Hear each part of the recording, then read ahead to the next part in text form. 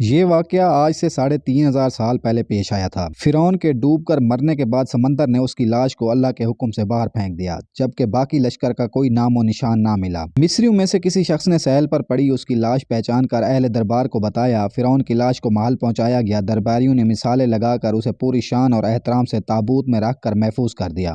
حنوط کرنے کے عمل کے دوران ان سے ایک غلطی ہو گئی تھی۔ فرعون کیونکہ سمندر میں ڈوب کر مرا تھا اور مرنے کے بعد کچھ عرصہ تک پانی میں رہنے کی وجہ سے اس کے جسم پر سمندری نمکیات کی ایک تہہ جمی رہ گئی تھی۔ مصریوں نے اس کی لاش پر نمکیات کی وہ تہہ اسی طرح رہنے دی اور اسے اسی طرح حنوط کر دیا۔ وقت گزرتا رہا، زمین اور آسمان نے بہت سے انقلاب دیکھے جن کی گرد کے نیچے سب کچھ چھپ گیا، حتیٰ کہ فرعونوں کی حنوط شدہ لاشیں بھی زمین کی تہوں میں چھپ گئیں۔ ان کے نام صرف کتابوں، ان کی تعمیرات اور لوگوں کے ذہنوں میں رہ گئے۔ اس واقعے کے 2000 سال بعد اس دنیا میں اللہ کے آخری نبی حضرت محمد صلی اللہ علیہ وآلہ وسلم تشریف لائے۔ ان پر نازل ہونے والی آخری کتاب میں فرعونوں کے قصے بڑی تفصیل کے ساتھ بیان کیے گئے تھے، اور اسی سلسلے میں اس فرعون کا جسم محفوظ کرنے کی بابت آیت بھی نازل ہوئی تھی، جس کی سچائی پر سب اہل ایمان کا پختہ یقین تو تھا، لیکن وہ سمجھنے سے قاصر تھے کہ اس خدائی کا دعویٰ کرنے والوں کی لاش کہاں محفوظ کی گئی اور کیسے اسے عبرت کا نشان بنایا گیا۔ سن 1871 میں مصر کے ایک شہر الغورنیہ سے تعلق رکھنے والے غریب اور معمولی چور احمد عبد الرسول کو فرعونوں کے حنوط شدہ لاشوں کی طرف جانے والے خفیہ راستے تک رسائی مل گئی۔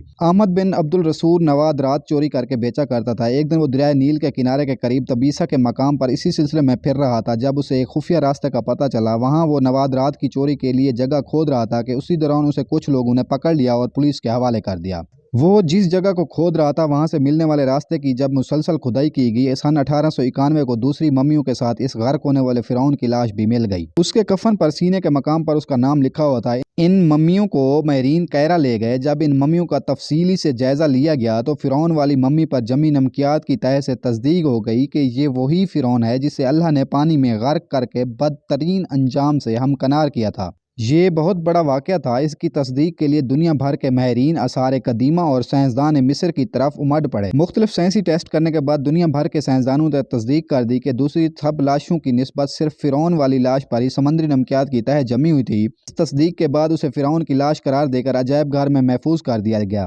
1982 میں فرعون کی ممی خراب ہونے لگی تو اس وقت کے مصری حکومت نے فرانس کی حکومت کو درخواست کی کہ فرعون کی ممی کو خراب ہونے سے بچایا جائے، نیز جدید سائنسی ذرائع سے اس کی موت کی وجہ بھی معلوم کی جائے۔ چنانچہ مصری اور فرانسیسی حکومت نے مل کر ممی کو فرانس لے جانے کا انتظام کیا۔ جب فرعون کی لاش کو فرانس پہنچایا گیا تو ایئرپورٹ پر اس دور کے فرانسیسی صدر بذات خود حکومت کے اعلیٰ عہدیداروں، تمام وزراء اور فوج کے افسران کے ساتھ استقبال کے لیے موجود تھے۔ فرعون کی لاش کا استقبال کسی عظیم زندہ بادشاہ کی طرح کیا گیا۔ فوجی دستوں نے سلامی دی۔ فرعون کی ممی کو ماہر ڈاکٹروں کی ٹیم کے حوالے کیا گیا۔ اس ٹیم کی سربراہی ڈاکٹر مورس بوکائے نے کی تھی۔ مائکروسکوپک ٹیسٹوں کے ذریعے ممی کے تمام اعضاء کا باریک بینی سے جائزہ لیا گیا تو معلوم ہوا کہ ان کی لاش اور جسم میں سمندری ذرات ابھی تک موجود ہیں اور موت کی وجہ بھی پانی میں ڈوبنے کی وجہ سے ہوئی تھی۔ ایک بادشاہ کی موت پانی میں ڈوبنے کی وجہ سے ہو، یہ ڈاکٹر مورس کے لیے حیرت کی بات تھی۔ اس نے اسے ممی کے بارے میں مزید جاننے کی کوشش کی تو اسے معلوم ہوا کہ اس بادشاہ کی موت کے حالات مسلمانوں کے نبی حضرت محمد صلی اللہ علیہ وآلہ وسلم پر اتری کتاب قرآن پاک میں تفصیل سے درج ہیں۔